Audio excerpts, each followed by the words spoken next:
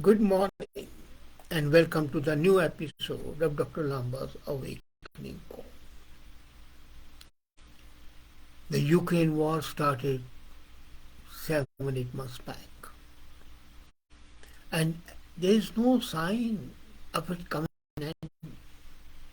Now the fears are rising that it might degenerate into a world war where nuclear weapons will be used with impunity to wipe out the humanity. And that would be a human disaster. That would be an ecological disaster. But would it happen? Possibly yes.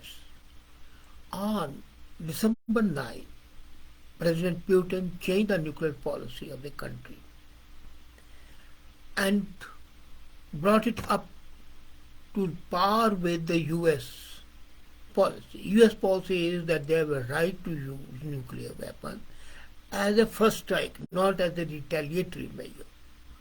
So Russian President Putin also has said that the nuclear first strike policy would be adopted now as the country's military doctrine. So these two countries are running neck to neck.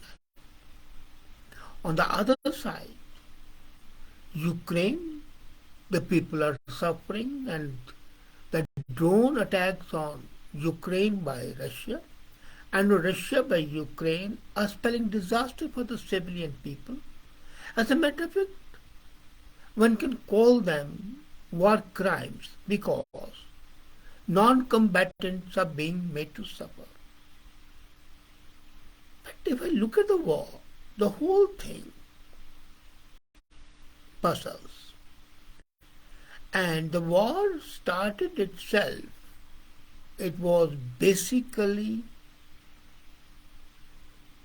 a rebuttal of all the political commentators, all the so-called experts who never thought it wrong. You remember, Harun Williams, supposed to be an expert on Ukraine, declared confidently on February 9, Russia will not invade Ukraine. And Forbes, one of the most respected magazines, similarly was bullish and dogmatic last December.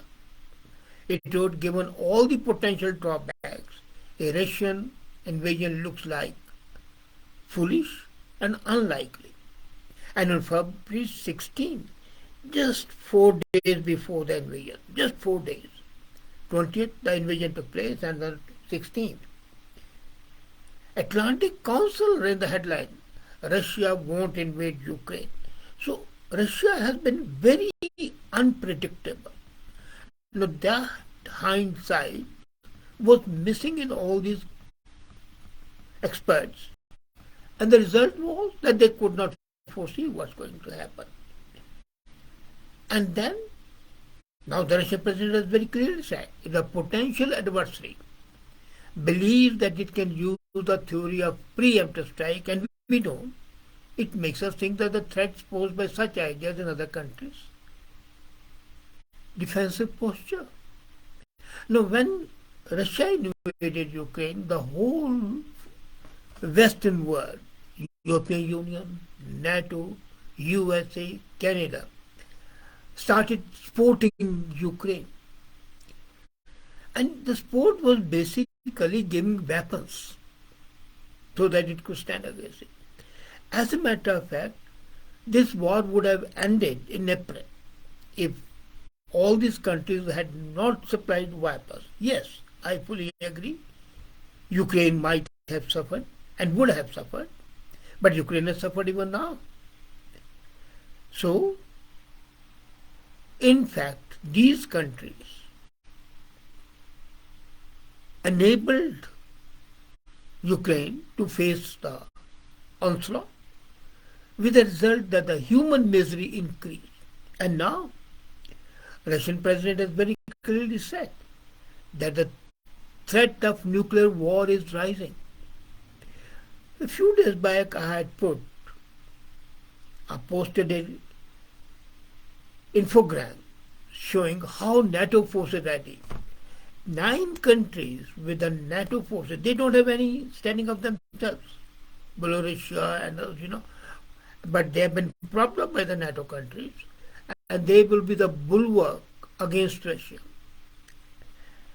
And Russia, Russian army, more than 100,000 strong right now, is ready. So he's insisting, Putin, that the nation has not gone mad, but threat is growing. It will be wrong to hide it. This is what Mr. Putin says. But we have not gone mad. We are aware what weapons are. We are not about to run the word brandishing a weapon like this. And now the point is, if driven to the wall, what would Russia do? Russia has always believed in scorched earth policy. When Napoleon invaded, when Hitler invaded, they spoiled their own cities, let them waste it, devastate it, burn their own crops, so that the invaders do not get even food. Yes, we'll suffer, but the invaders suffer more. So this policy, which was also adopted by Japanese in a different way, harakiri, kamikaze pilots. So they don't die just like that. They fight and die. Now, after this, December 9, 2 days later, Putin told reporters that now the nuclear first strike would be there. And this sort of rhetoric is how it becomes very common. And the fault lies with both parties. I don't deny that Russia was guilty of invading. But why did it invade? It is a different topic altogether, and I am putting an article tomorrow morning. Basically, it was for the food. Russia's bread basket is in Ukraine. And Ukraine going to NATO, Russia couldn't tolerate. And that was the prime reason of the invasion. If these multilateral military alliances are not there, 50% of the problem would be solved. Fear that Ukraine joins NATO and we are deprived of the food. Fear that Ukraine joining NATO will bring enemy to their border. So, what to do? And then he has shown his hypersonic missiles, which have also been shown by Ukraine. They got it from USA. So Putin has admitted that Taliban has made the Russia's war in Ukraine, which he expected to win in a week, but is now in a month, could be a long process. And now this long process would become longer if the countries like USA, Germany and others. But then looking at it, the expanded time frame, Putin has said there is no sense in mobilizing additional troops. Now this is a sign that if no troops are mobilized, then what do you do? How do you win the war? Simple. Destroy the enemy with a nuclear bomb. And once you bomb, say, Kyiv or other places, Ukraine would have no capability to stop and fight the war. And at that time, NATO is likely to put in, as they have already put in, all the material on the borders. So they will march in. And the result would be what is feared. A cataclysmic wipeout of the civilization and ecology. Now, from 8 years from the annexation of Crimea, the Europeans have clearly seen how calamitous it is. And then that opened the door for this current scale war. The Europeans see Russia's violence and Putin's nuclear policy. And return, if Russia is afraid, so afraid of USA coming with a nuclear force, so are Europeans afraid. Europe is already shivering in the cold because of the Russian action in reducing the gas supply. And now the fear is intensifying. The result? They have moved to militarize European bloc. And then the issue starts. Who to blame? As a matter of fact, both parties are to be blamed. You cannot say one party is to be blamed. Russia did the wrong thing by invading Ukraine. And that's why when Modi said this is not an era of war, he was perfectly justified. Especially when the wars have a danger of becoming the ultimate destruction of mankind, humanity. Not for immediately, but for a long time to come, the whole world or the place where a nuclear bomb explodes would be uninhabitable. And then the fallout, the radiation would not be confined to Ukraine or to any place where the bomb falls. And with the stock of the nuclear weapons that Russia has and USA has, more than 3,000 weapons there, the whole world is in danger of being wiped out. Is that the vision with which the UN was created? And UN has not lived up to the vision, let's be very honest. It became a handmaiden of USA. Of course, USA is paying the maximum money and money makes the mayor go. But idealism is not fraught with dollar terms, cannot be. There has to be somebody who takes a dispassionate and objective view. But the fear of war escalating are already there. First was arming all the little states bordering Ukraine. Then no unequivocal commitment by NATO that they will not admit countries like Ukraine to NATO. If they had said no, we will not admit them, things would not have gone from bad to worse. As a matter of fact, the reality is that NATO has outlived its utility. The people are under the impression that, for example, the Afghanistan war, they said NATO forces came. But no, they were not NATO forces. NATO contributed hardly 5 to 7% of the forces. The rest all were US forces. But USA has been very, very shrewd.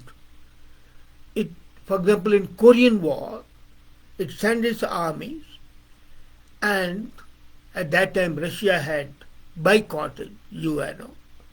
So there was no veto. And then they said UN forces are going to fight there. So they just wore the blue helmets. And it was the Americans fighting. Again, about 90% were Americans and the 10% were there. So USA takes the umbrella of UNO to fight. And then it also takes the umbrella of NATO. It happened in the Iraq war. It happened in Afghanistan. And now it's likely to happen in Ukraine. And that's why when President Trump wanted to quit NATO, there was a hue and cry.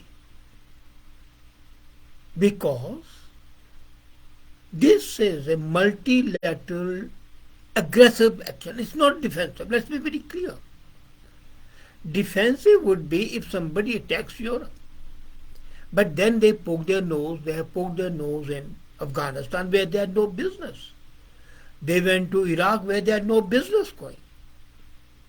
But they provided USA with a cover to hide its aggressive designs. And the result was a disaster in Korea and the disaster in Iraq, the citadel of secularism in Middle East, was demolished by USA and NATO forces, under the garb rather of NATO forces. The same is likely to happen here. As I said, NATO, like Warsaw Pact, has outtested utility. Warsaw Pact was buried unwept, unhonored. So should NATO be buried, disbanded. And NATO is nothing but a B team of UN army. I mean, it's a cover. Nobody needs NATO. With the European Union being there, and the European Union is a super state. So why have NATO? And if NATO was not there, then the Ukraine and the other former USSR countries would have no desire to join NATO. And a lot of heartburning would not be there. You have to create conditions. And the conditions have to be created so that the atmosphere of fear, atmosphere of unknown attacks are removed. And if NATO had declared, no, we will not admit Ukraine, but they have admitted Finland and they are going to admit Sweden. So Russia was beat up. That doesn't absolve Russia from the guilt. Let's be clear. Let me repeat it again. But as a human being and as a person who is concerned with the human condition, I feel that this Ukraine war is degenerating into a tragic, almost unbelievable situation where nuclear war is becoming a distinct possibility, and that is a fear that torments all right-thinking people today. The fear is that all the technological progress and all this talk of the economic prosperity for the millions and the billions of the people would be a matter of the past. Already food shortages are there all over the world, and they will become mega problems even if nuclear war is not there. But the nuclear war being there, I can only hope it doesn't happen. But if hopes were to be believed, then nobody would be unhappy. The situation is today that we are on the edge of a precipice, edge of an abyss, and we can fall into precipice or abyss any second. Let's hope and wish wisdom dawns and this calamity can be averted. Let's hope at least. Thank you.